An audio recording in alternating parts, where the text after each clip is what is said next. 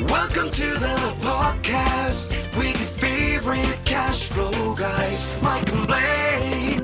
Giving you the best advice while having a beer. When you're running a business, there are problems every day. Let Mike and Blaine help you out and guide your way. Cheers to the good times with Mike and Blaine for business, beer, and BS. Hey, it's Mike and Blaine. It's episode 207. I'm Mike Mullen, also known as Cashflow Mike. That is my friend, my partner, Blaine Birch. He is the co-founder and CEO of Dry Run, the best cash flow forecasting software on the planet. What's up, man? Well, LinkedIn didn't kick me out today, so that kicked me right off of the whole podcast. So, and it looks like it's actually working today. So, hey, that's some fun stuff.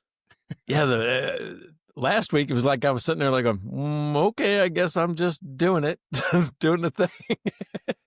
Yeah, it was a little, just a brief interlude, but no, it looks like we're alive and kicking. So, and we got a cool topic today: efficiency over expansion, how lean teams scale smarter without hiring. We're going to dive into that. But first, what are you drinking this week? All right, so I got a Neighbor Pat, right? I got another Neighbor Pat exclusive. So you can expect that the label falls off. There's the label. It always falls off, right? But it's going to be a porter, the Shallow Grave porter. He's calling it Heretic Brewing Company. I have no idea where he's coming up with this. I thought it was like Neighbor Pat Brewing or something like that, but I guess it's, I don't know what he's doing. So, I don't know. I thought it was, but no. It changed the name, I guess. But let's check the quality control of this porter. All right. So, that's pretty full. Nice. That's actually pretty nice. Here's the other one that goes with it. Oh boy. We'll shortchange you a little bit there. Like, oh yeah, whatever we got left. That's what Mike gets. that might be the either the little extra or the worst quality control that we've seen from Pat yet. So no label, half a bottle of beer, and a cap bottle too, right? It's even capped. Like, yeah. That means he knew it happened. He knew. Yeah. I don't know. Yeah. So anyway, yeah, what you got, man? What's going on in your world? Well, I grabbed another beer from the Establishment because I just really like their beer called Wowie Zowie, and it's a double dry hopped hazy IPA, so pretty fancy. But I love the Establishment. In fact, I was at the Barrel Fest beer festival on the weekend, and I actually got to talk with some guy from the Establishment, and I said, guys, make sure you watch your Facebook page because we sometimes mention you guys on the show. So hopefully he'll actually pass that on, and someone will share. So yeah, there you go. Be nice, because I think it's funny that you've got awesome big branded beers, and I've got Neighbor Pat's garage beer. It's like you got awesome merino Japanese t-shirts, and I have Target. That's just the life we live there, Blaine. That's all we live. So, hey, by the way, by the way, it's the merino's not from Japan, but my denim is.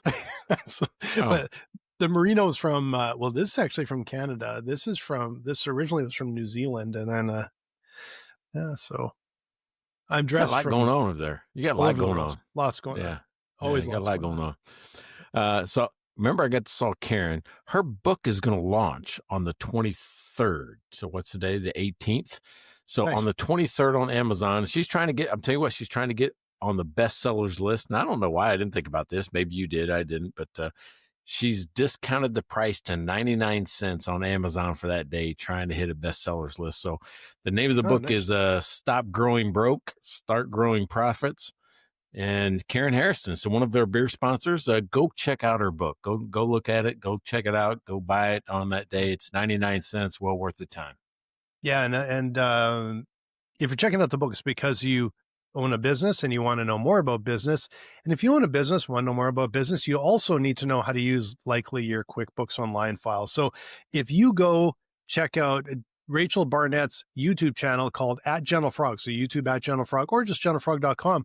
You'll find a million different videos there. They're going to tell you how to best use QBO for your business. There you go. We can't forget the Cash Flow Cowboy. I just talked to him again today, man. This guy is rocking and rolling, building a new website. His website is the Cashflow Ranch, so .com. So that's what's going to be It's looking good. He's starting to get it going. He doesn't even need it. He's that type of guy. He's that good at CPA. He doesn't even need it. Yeah, exactly. But thanks go again, check Larry. him out. Larry Weisstein. Yeah. And also, again, we got to thank Devin, the I was going to say Netflix. I was going to say NetSuite. Netflix superstar who had a cameo on Netflix, biggest LSU fan on the planet. And so Devin's been a longtime supporter. Thanks again, Devin. Really appreciate it. How many people you think saw him on the Netflix thing? Billions. Yeah. I don't know, probably. Isn't that right? A couple thousand. I don't know. I have no idea. No, it's got to be at least 100 to 100,000 to 1 million. It's got to be at least that, because it's the SEC version of this thing, whatever they did.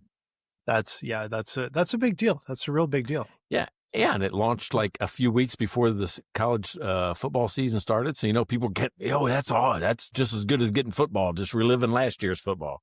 Yep. Reliving last year's football.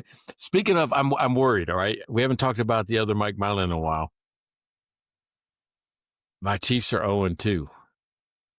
Oh, boy. We got to play the Ravens, right?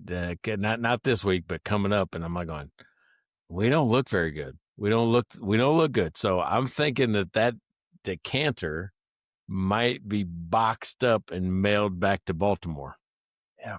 The Mike Mylan Bowl might be heading back east there. So, so I'm a little worried, right? A little worried. So, cause we just don't look good. So I'm putting it in there now that today I'm worried. Yeah, that's hopefully they can rebound this weekend and put up a bit of a fight there, but that's not good news. Yeah, so if you want to know what the hell's going on, because you're like, I just tuned into this first time I ever looked at it, right? This is Mike and Blaine, business, beer, and BS, and you've already got a little bit of BS, a little bit of beer. We're going to dive into the business stuff, but you can check out our stuff. If you want to be mentioned at the top of the show, evergreen material, the best $5 you've ever spent, go to mikeandblaine.com, press buy us a beer for $5. You get mentioned on an episode just like they did. And most of our sponsors actually go all year long. They just say, hey, It's worth it because it's on YouTube. It lives forever. Right there, you can drive people to it. So go check it out. Yeah, exactly. And please like, subscribe, and follow. It really helps us on the show here. So, let's dive into this. This is a good topic you got cooking today. Where did this come from?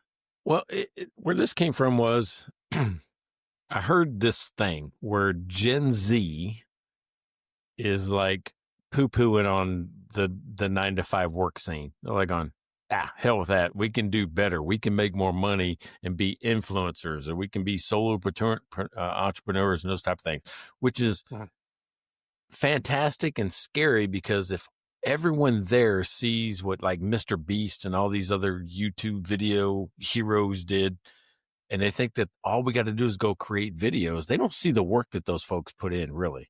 Right. They don't see the duds that they put out there. They don't see the different cuts and takes, just from editing this podcast. It's tough. This arena is tough. Right. Mm-hmm. So, there are people that can make money in it, but that's what I want to talk about is, when do you actually add to your team? Right. So if you're going to be a solopreneur, if you're going to get into this, when do you add? Right. It can't just be you. Even if you think you're the next Mr. Beast, he has a team of people around him. Mm-hmm. So how far can you get without adding staff? What's efficient versus effective versus, just expense? Yeah. Well, and, the same principles matter today for businesses of all sizes, because margins are tight, budgets are tight, uncertainty is high. No one can really afford to hire without some real thought put to it. But there's ways now to become more efficient, right? So, but like even when you're talking about that, an entire generation that thinks they can make money in the same way. But the challenge is that, what is it? 1 out of 100,000, 1 out of 1 million is actually making a really good living doing that. It is really hard. It just seems easy because you see these people doing it, but it's for everyone that's actually doing it, there's a lineup a few miles long of people that are trying.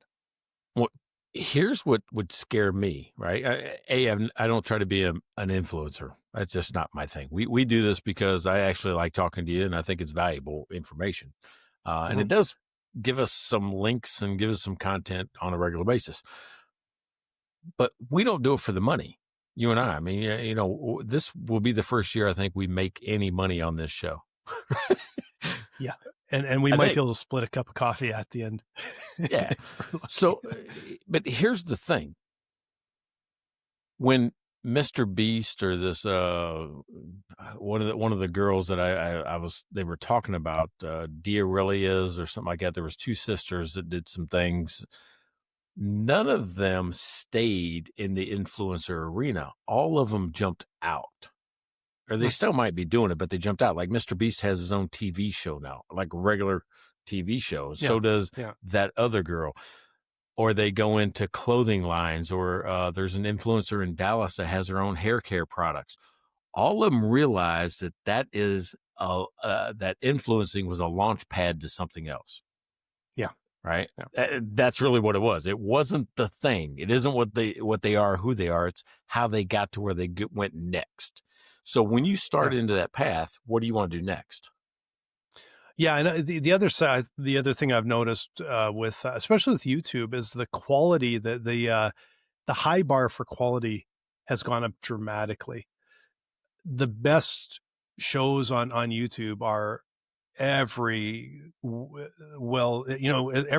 bit as good in production value as a Hollywood TV show. They are putting in a ton of production value into it. They have a team. Quality matters. And I think that's what's happening in a lot of these areas, is that the competition is getting really fierce, and that quality, and there has to be some value that you're bringing.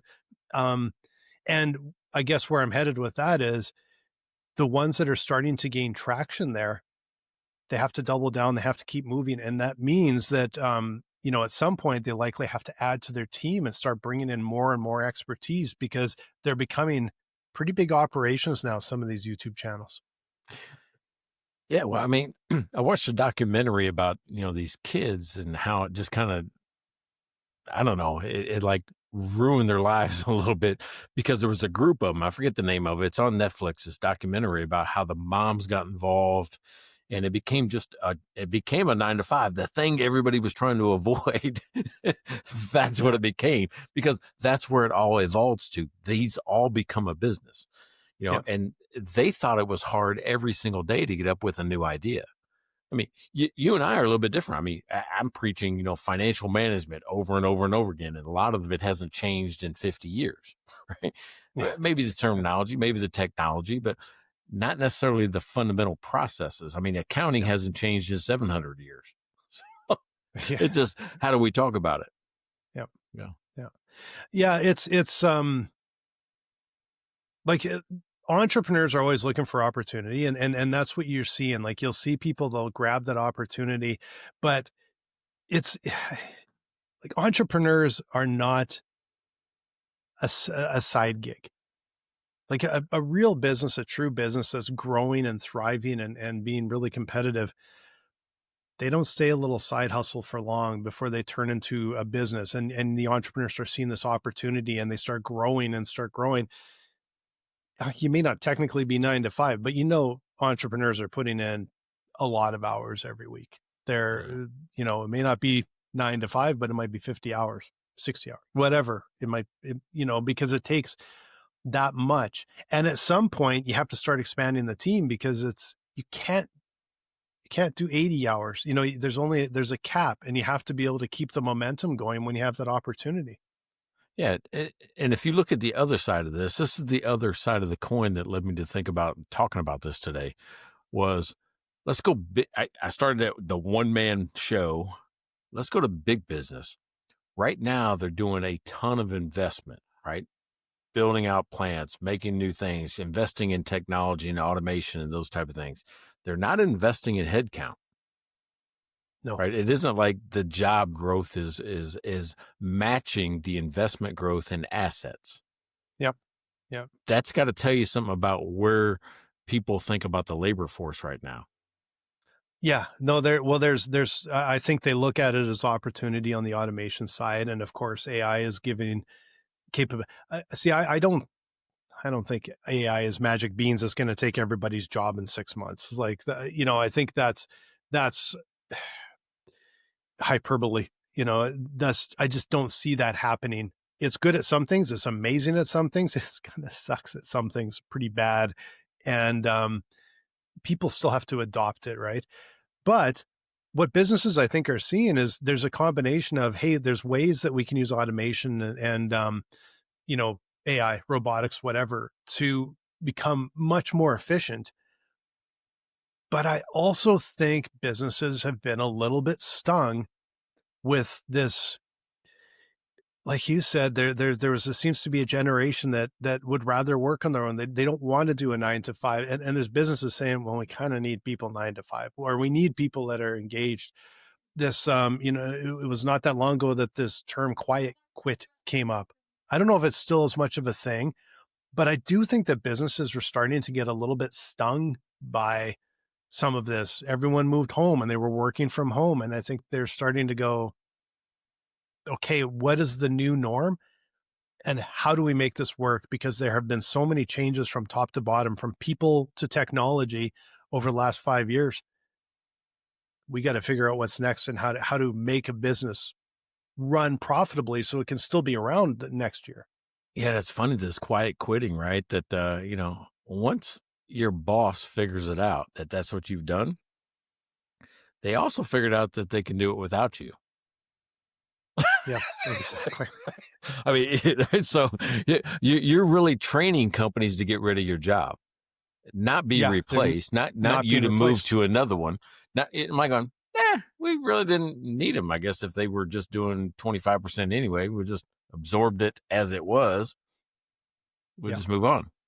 Yeah. So you're not helping yourself, because if you're doing that to this company, another company's the same thing is happening.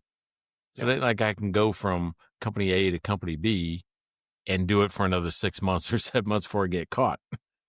Yeah. Because the jobs are shrinking in that way. That's the thing it's turning into an employer's type market right now. There's going to be, I think, excess capacity of people, which means companies can afford to be pickier. Maybe they can hang on longer. Maybe they can start to use other tools in their toolkit right now to be able to fill those jobs without filling those jobs.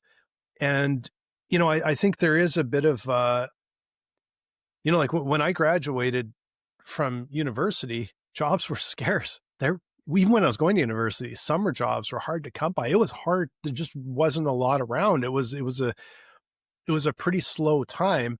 And then, then it kind of shot up and there were a lot of jobs. There's a lot of demand. Some areas, I think there's still demand, but I think it's floated right back down. And the job market, I think, might start getting a lot tougher. And I think there's some generations here that are going to struggle because it doesn't feel like they were trained to deal with a highly competitive market where, you got to fight for your job. Yeah, but history says that, when jobs get tight, small business creation explodes. Mm-hmm. Yeah. So, I mean, and that's kind of what happened with COVID with us. I mean, nobody talked about cash flow really prior to COVID. They just didn't. They didn't think about it as much. Not as much. After COVID, it became a deal. I mean, my whole company was created based on the fact that more people wanted to know what I knew. Yeah. After COVID. Before COVID, it was like nice to have. Oh, that's nice, but we kind of figured it out. After COVID, they said, oh, that's important. So, yeah. And the more businesses that are created, that's just new people coming into the market that don't have the same base or frame of reference as the people that were already there working businesses before. So I think it creates a whole new market for me. When you get into business and you start to struggle, you're going to look for education. Yeah. And going off topic a tiny bit here. That's the magic of small business. Small business will fill a lot of those gaps. Small business will be the area where I think a lot of hiring will happen, a lot of employment will happen. And the entrepreneur still is, I don't think, supported the way they should be, because they're going to be relied on to a large degree to supply a lot of these jobs. Well, I think that's why they call it the gig economy now, right? Because I mean, look at me, the one man shop. I still haven't hired my first employee, except for me, right? And I guess I'm employee number one. All the other functions I outsource. That's where the small businesses pick up. Because I don't care, I don't care if it's Jeff. I don't care if it's, who. If you can do the job, I'm going to hire you to do the job. But that also means you can work for 10 other people and make your living that way. Yeah, we use so many more contractors than we used to, and we can bring them in because some months you don't need somebody over here or somebody, but you're not just spending cash whether you need someone or not. You can be very strategic. Now, the cost may be higher per hour or whatever for a project, but it does work. I find really well, and overall the cost savings are really effective. Well, the cost savings to me is I get a better product up front. Yes. Why? Because you're dependent on me to repeat buy or come back to you or tell my friends about you. So I feel like I get a better product than if you were just getting paid to do it anyway. Yeah, I agree, because you're only as good as your last project. You're only you can always just say, I don't need you anymore. Or, that was not good enough. That was not, try somebody else. That was not quality enough. It's there's a lot of value to that. And then I think when it's a small business owner and it's their direct responsibility, I think they take more pride in it. It's their thing. It's their passion. It's their business. They take a lot of pride in that I don't think you always see with employees. And so there's an opportunity there, but that just means there's an opportunity for people to make, like I said, make their own way in this sort of gig economy. So I'm trying not to hire people. I know that's a weird thing to say. I don't think I'm alone. Because, more people, more problems. And it's not the work problems, right? And that's what I found out when I ran a hotel staffing company and a restaurant. Half of my problem solving was not about the business. Yeah. So it was a relief to me when I didn't have other people's problems coming to work. Yeah. Yeah. I think, COVID is a bit of that line in the sand for times when a lot of things changed, and because there's still a lot of uncertainty out there, businesses aren't rushing to necessarily hire, but I actually think, at least from my perspective, the next time I hire, I'm going to be so much more careful and frankly more nervous about it after kind of the experiences over the last 5 years, where before that, I didn't worry about it as much. I always seemed to have good employees. Everything seemed to always work out fine. And it just was probably a little loosey-goosey. Can't afford to do that anymore. And hiring the right people is a real challenge. And so that's, it makes me, when the day comes that I have to hire someone internally, not contractors, it definitely raises the anxiety a little bit on that. Yeah, you talk about that line in the sand. I just did this thing at the SPDC, and I tell people that all the time. I said, I divided my life now into BC and AC. Before COVID and after COVID, because I think I'm an even different person than I was before COVID and after COVID. Just the way I think, just the way I look at the world. It's just totally different. Now, part of it is because I'm old now. Maybe I wasn't old back then. I don't know.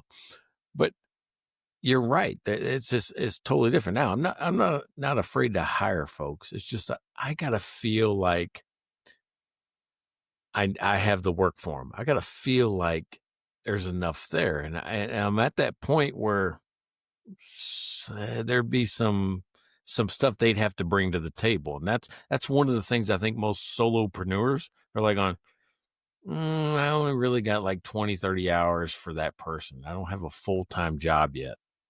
Right. Yeah. That's the hard part. That first employee that brings somebody on is, what happens if I don't have enough work? What do they do? Now, if they provide value over the top and they're bringing in extra revenue, or they're doing something that was well beyond what I could think of, I think I'm in. Mm-hmm. I'm also not a fan of VAs yet, virtual assistants. Yeah. Not saying that you shouldn't have them. I'm just saying I'm not a fan yet because, again, I can't figure out how to use them. And the time I've tried to use them, it didn't work out great. Yeah. Never tried one personally, but I think there is, like, I wouldn't say I'd be worried about hiring someone. I'd be a lot more careful because like you said, you need to have enough work there. You need to feel like you've got the hours, you've got the tasks for them.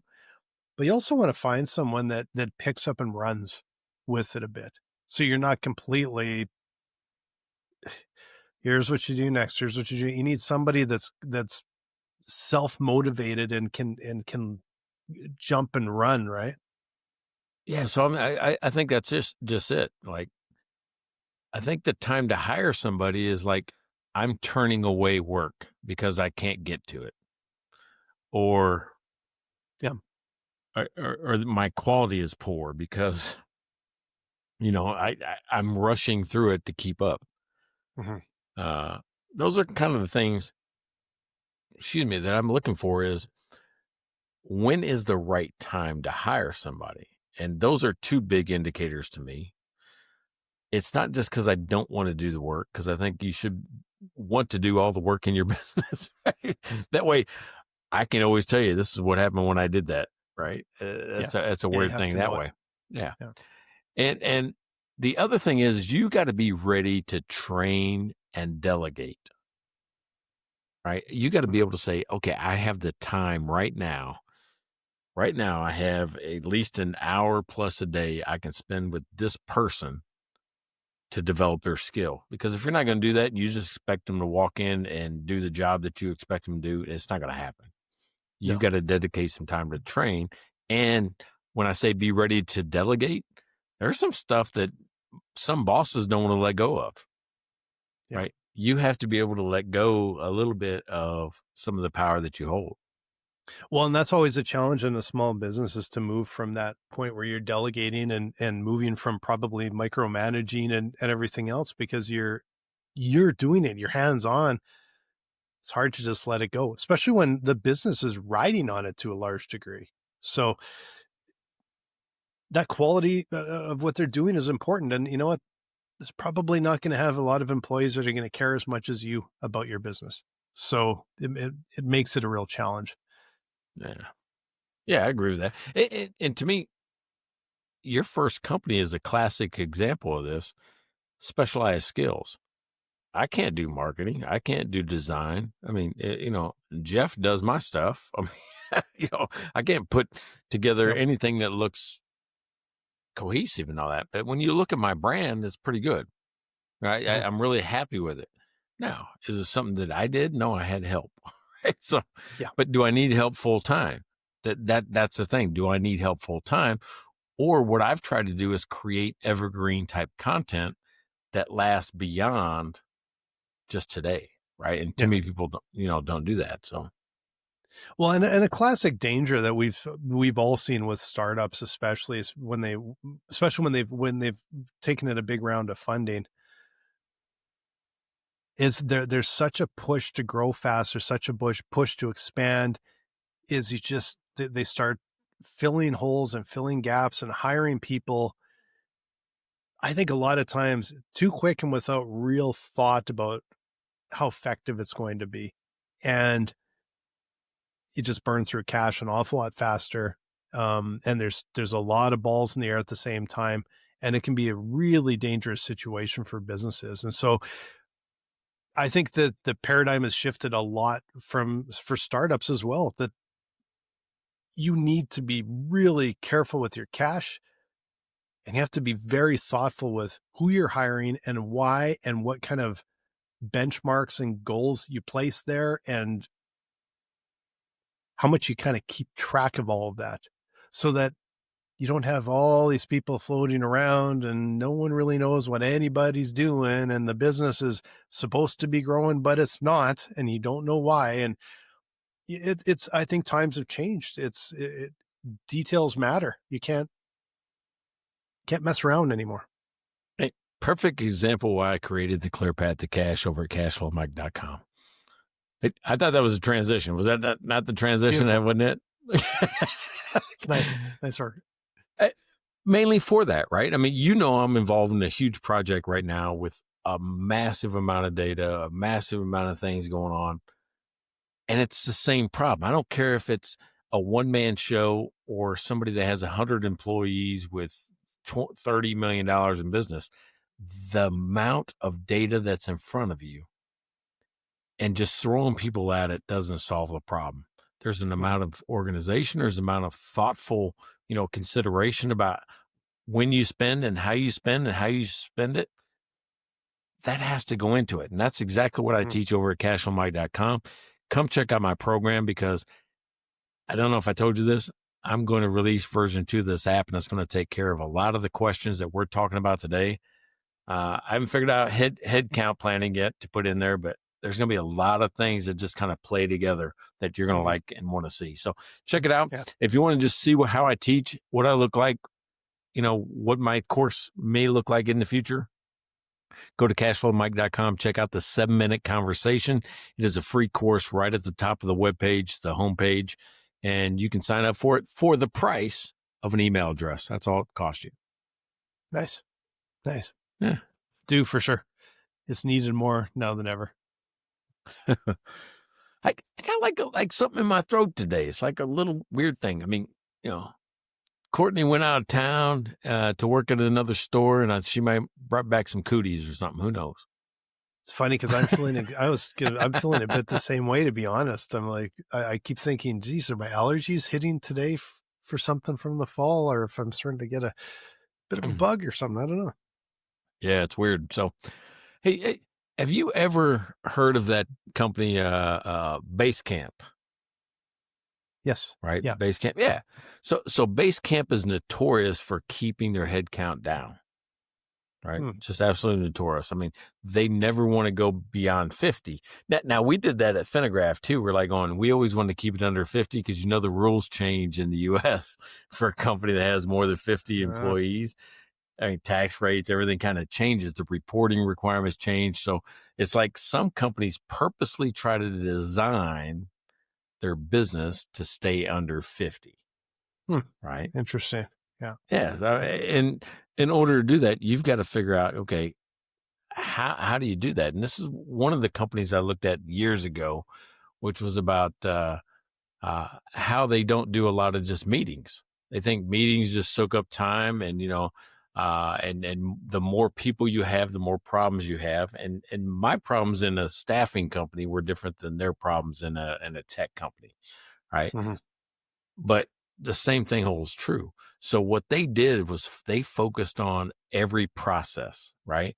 Making everything as simple as possible, because they thought that the product or the process should eliminate a lot of the problems that were needed where you bring more people in. What do you think of that? Well, I think in theory it makes sense, but I also, and now it may not have anything to do with that, but it felt like 10 years ago, Basecamp was what everyone used and everyone talked about. And it was not quite the Slack of its generation, but it was a little bit early in the SaaS sort of revolution. It was really well known. A lot of companies used it, including my own. We used Basecamp for a while. And when you mentioned the name, my first thought was, geez, are those guys still around? Because I haven't heard of them. it doesn't seem to be what anybody's using. Now, I don't know. This is just my perception. I don't know what their user numbers or anything are like, but it felt like they got left behind a little bit. And I just wonder if they got focused too much on the wrong thing and priorities shifted, and were they aggressive enough on the innovation side to keep actually moving forward? Well, somebody who hasn't really talked much during our podcast lately is Chelsea. So I might ask her, am I going, because you know what? You're right. I just kind of threw it out there because I remember, when we were at Finagraph, BC before COVID, we like going, man, how did Basecamp do it? So are they? So I think they're still around, but probably are. I just don't hear about them at all, or maybe they aren't. I have no idea. Yeah, Chelsea just talked about what the product's like. Oh, the company, formerly known as 37 Signals, which I have never heard of them. You've heard of them? Yeah, it's the parent company. I think they had more than one product, but I think Basecamp was their headliner, I guess. I can't remember what other products they had. They had several. Yeah, let me look that up. Oh, you could hear it? That's the only way you can talk to Chelsea. She won't say anything out loud to me. So I'm curious. Are they still around? I don't even know if they're around. Let me. And if you know what we're doing, like, what the hell happened to the podcast? You guys were doing really well. We have an intern. Yeah, we have an intern. Oh, holy crap, dude! In 2024, they did $280 million in revenue. Okay, well then they're still around, and they're.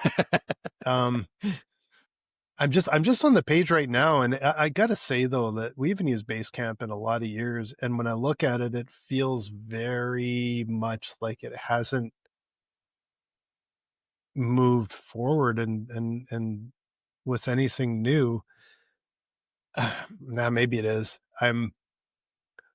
Well, I guess it's still around. They're still pretty good. Obviously doing pretty good. But they're still doing the same thing where they want to have the least amount of employees, and they said they're handling millions of users with about 50 employees. Well, that's can't criticize that if they're that their profit margin is pretty big, so I shouldn't say anything about that. That's pretty awesome. They said, I mean, it's all about automation. It was all about, simplicity and keeping things just as easy and simple as possible, keeping the headcount down. Well, and I think what one of the things that I think that's also changed, that might have been their philosophy for a long time. I feel like a lot of other tech businesses and SaaS businesses are looking at that kind of model just from the past number of years. Instead of this blitz scale, grow as fast as you can, profit is no longer a bad word. And in fact, some of these tech companies can become wildly profitable. And then you don't worry about bringing in another round and all this. You're just, earning some really solid dollars. In 2012 through 15 over at Finagraph, the people that led our group when I was still trying to learn software and all that came from Microsoft. And they said, no, we got to have a back end, a front end, a designer. And there was like 7 people on a team. Now, when people became full stack and they could do the whole thing from front to back, and hey, just give me a design. So you would outsource and give me a design and give it to that guy and he'd code it in there. And things like Figma would almost give them the code. Here's what the designer did. Figma could just copy and paste it in. It's more than that, but pretty much just detail exactly what it should look like. That eliminated teams. That cut teams in half, if not more. Yeah. And I think AI has done it again, easily cut it in half, if not more. You still need people. This idea that they'll all disappear, people won't work, it's silliness. But you can run a lot leaner. You can run and be a lot more effective, a lot more efficient. But like you said, what that'll likely lead to is probably more competition and more specialized businesses. Yeah. So instead of Basecamp and a few others, maybe you got 1,000 different, but they're all maybe industry suitable. I don't know. Here's what I don't think AI is going to make it. Not make it as in run the world, because it's going to do that, but make it to the point where it's going to eliminate a human. Because even like the chart you have in Drive Run, same chart for every person, every human looks at it. We all look at it with a different set of eyes, right? Mm-hmm. And so the interpretation of the chart is more important. And that's where I think AI is different. Like going, you have to interpret that data, that chart that looks the same for me and every other company that looks at this chart, but I have to interpret it to the reality of what's happening in my building. Mm-hmm. Right. And that takes a little bit of translation between, the AI delivering the product and making the change on something that AI can't do yet. Yeah. Maybe there'll be a robot in the future that the AI talks to the robot and the robot goes and does it. But there's still got to be a person that says, oh, yeah, don't do that because you just kicked a baby. Yeah, exactly. Yeah. You weren't supposed to kick the baby when you did that. Well, I think a huge part of it is people live out in the world and they're just dramatically more well-rounded.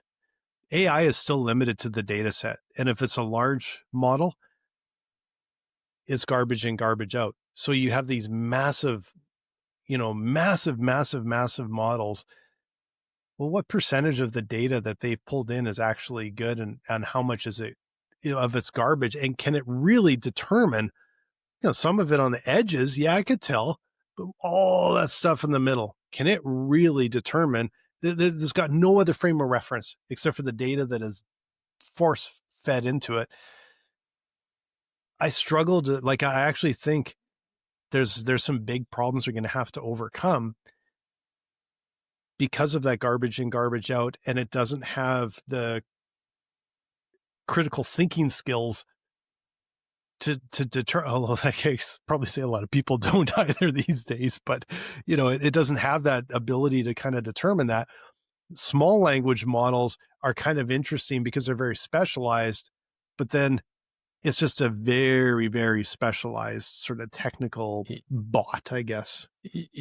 The soft skill that pisses me off right now with AI? I just cringe. I'm like going, fuck, I hate when you say that. I've never been apologized to more than by a robot. If you had a friend that constantly messed up in front of you, if you had a friend that did that and says, oh, I'm sorry. Oh, I'm sorry. Yeah, I was dumb for doing that. Oh, you told me not to do that and I did it anyway. If you had a friend that did that to you over and over and over and over again, you wouldn't be friends with that person. I hate it when AI apologizes to me sometimes 50 times in an hour. Sounds like your typical Canadian. So I'm kind of probably more used to it than you. I don't notice it. Canadians apologizing for things they shouldn't even apologize for. It is one of my pet peeves, something that absolutely drives me batty. I hear it on the radio and on TV shows, and when someone starts, they're going to say something and they go, sorry, but why are you apologizing for having a point of view?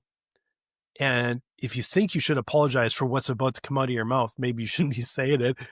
But it's this automatic, sorry, but it drives me nuts. No, just but I don't need the robots to do that. And actually, I'm like going, dude, you just made me read 3 more lines of your apology. Stop doing that shit. Stop. So, I'm curious now. Do you say sorry to the bot ever? Do you say please to the bot? I do. Right. Because I think one of these days they're going to shut down my internet or they're going to adjust my Nest thermostat or fuck with my refrigerator. You don't know what they're going to do. Yeah. No. I think it recognizes it. It's been trained to recognize, I think, so that I believe that it's silly. I'm polite to the bot. But I always I'll say please and thank you, and because I don't always do it. I don't always do it either, but the fact that it's a bot, you would think you would never say something like that, but I consciously do because I think, well, it's got this massive model it's learning from. It might actually do better work if you do that, right? Hey, Courtney told me the other day that it actually is gathering data on you by what you tell it and ask it and the way you talk to it. And you can ask ChatGPT or whatever, it says, hey, tell me about me. What do you think of me?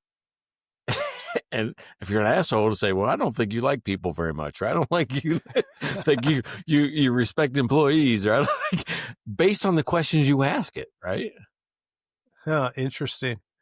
So it is be funny careful with that shit. It models everything that's coming in, and if you're the user, it's modeling you.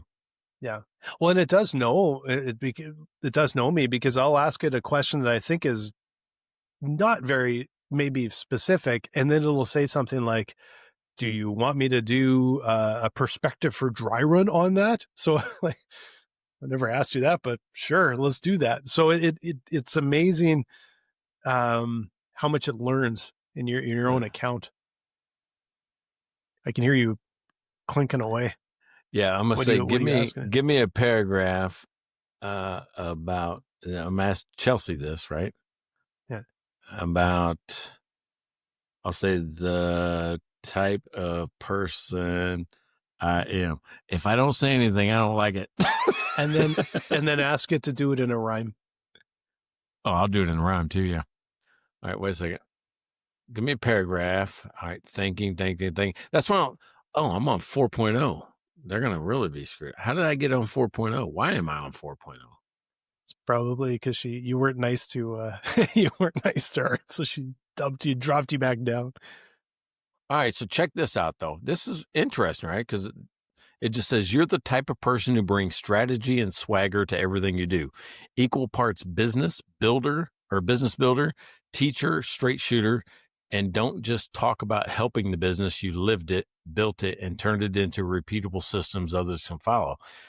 You're driven by clarity and results, not fluff. That's why people trust you. You simplify the complex, call out what matters, and don't shy away from hard conversations. Whether you're behind a mic, in front of a whiteboard, or face-to-face with the owners in the trenches, you show up prepared to lead, ready to listen, and always with a little wit in your back pocket.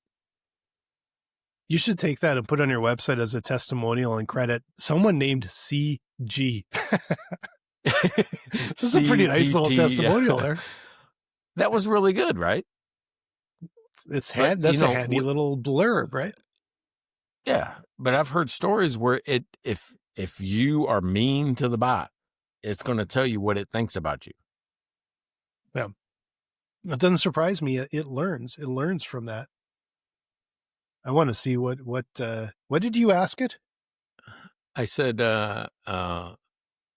give me a paragraph about what type of person I am. That's all I asked her. Because okay, well, you want to know what the computer thinks about you. What type of person do you think I am?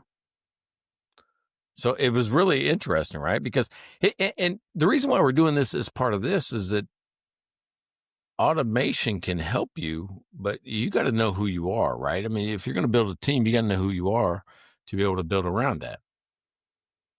So what you're training your own personal account to. All right, what do you got? It says, from what I know about you, you strike me as driven, strategic, and creative person who thrives at the intersection of business, technology, and storytelling. You're analytical and detail-oriented with a deep ability to break down complex financial and operational challenges into clear, actionable insights, especially for CFOs and finance teams. At the same time, I'm not sure what's coming up here because I haven't read this yet. You balance the precision with an approachable human side. You host podcasts, write engaging content, and always look for ways to make ideas resonate with real people. You seem persistent in chasing ambitious goals, but also flexible enough to adapt, pivot, and refine your approach when circumstances change.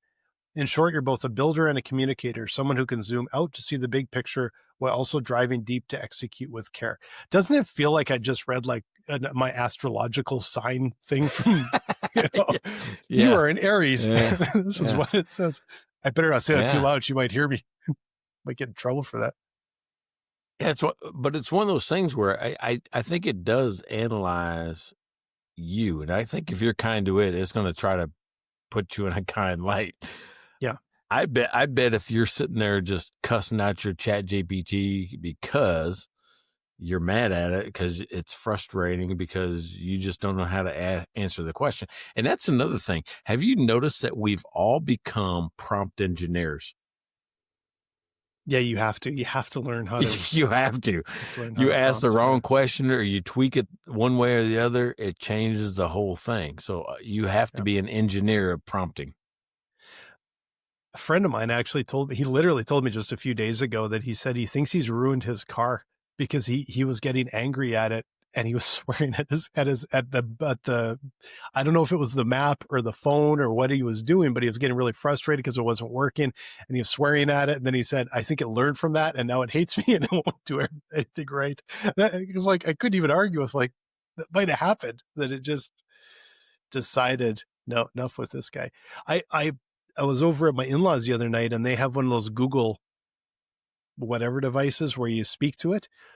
And I actually started to wonder if the device was kind of messing with them, because they were speaking totally clearly to it.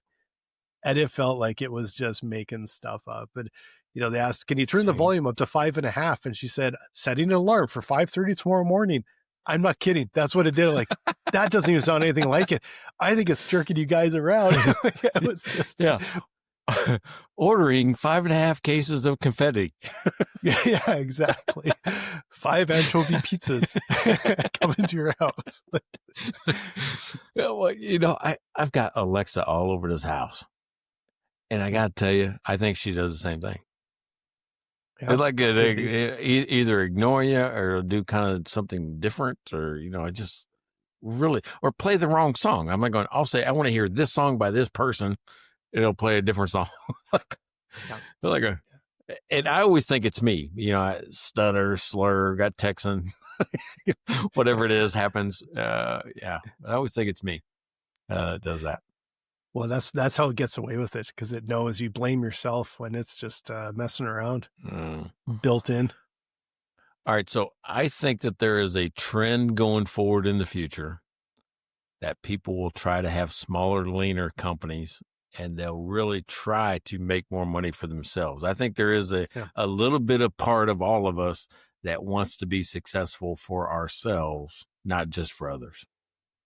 Yeah, I can see that. I think there's going to be, like I said, smaller teams, leaner companies, but probably more of them.